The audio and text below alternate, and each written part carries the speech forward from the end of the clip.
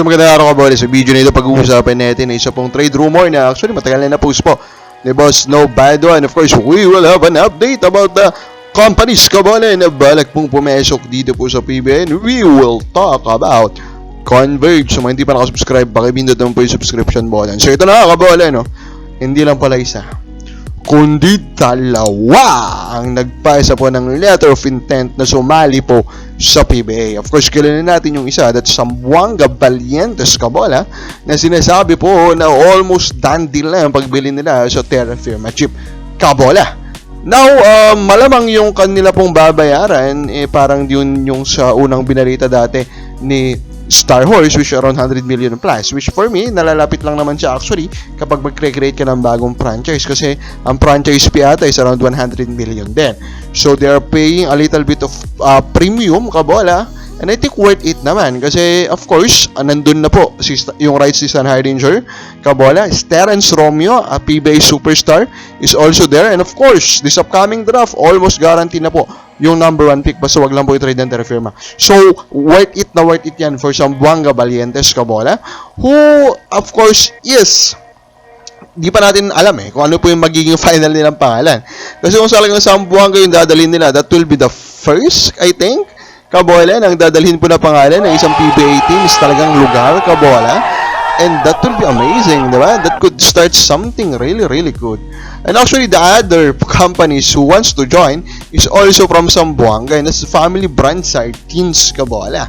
Now, again, kagandahan sa dalawang franchise o company po na ito kabola, they have proven themselves their mettle of running these franchises dito nga po sa amateur rank. So, kumbaga, hindi tayo kakabahan kabola. So, I think naman, pag itong dalawa pumasok, lalo-lalo na they represent kabola, a region, kabola, they represent Mindanao, they represent Zamboanga, kabola, kahit pumasok silang dalawa, I do believe none of them will become a farm team. Kasi malaki yun malaki yung factor yun yung re-representa mo, kabola, talagang legit na konektado ka sa isang lugar, kabola. Hindi lang company na lang yan kasi kabola, may politics din yan na papasok. So mga ganun po kabola na klase po ng usapan. So for me, I do not think na ganun na lang po kadali maging farm team itong dalawa. So I'm really intrigued kabola for the possibility that both will be able to join the PBA.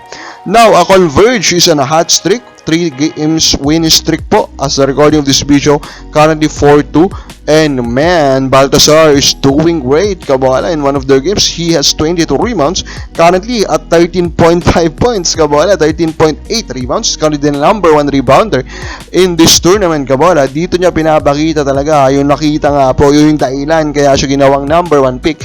And for me, alam niyo naman, you have heard me all throughout my videos kabola, we never question the ability of Baltasar. We believe, kabola, with the height, with his size, kabola, that he will be having a great impact dito po sa PBA. Yan po yung minapakita niya. Now, the question is Converge legit? Is Converge capable of winning the championship? And I think there is a good chance that they can. Now, comments muna tayo ng mga fans. Sabi po ni Jeddah Vlogs, kailan draft idol? Siguro around August yan, kabola, di ba? First, papatapusin muna na itong Philippine Cup, then maybe a month, saka po draft. Rounded Burbesidad, yes sir, shout out. All in Abay, Renzo Bando at CJ Lane, Kobe Perez, Fener to Converge, Fiber Access. Sila lahat, grabe ka naman. Parang napaka-imposible po niyan. Then Jello Arian, I don't think Abando will side that low first round based on his credentials. He has a top 5 or even a top 3 prospect. Depende yan, kabola like sina Dishoni Winston lang nga last draft or kabola, di ba? Nag-fall siya na number 9, di ba?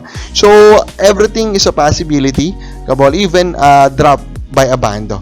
Now, yung rumor natin, it's all about this one. After several players allegedly want out of their team, a new one is said to be an address of his handlers for possible future trade. Don't get me wrong. Then, if this continues, Alas, yan. So, basically, the clue, di ba? Alas, kabola. So, that's Kevin Alas. Actually, hindi naman ito yung first time na pinost po ito Snow, kabola. So, then yung after several players allegedly want out, kabola, na-point out na rin yan. So, this is really Alas, di ba? Kevin Alas. Although may minutes pa rin naman po siya, kabola.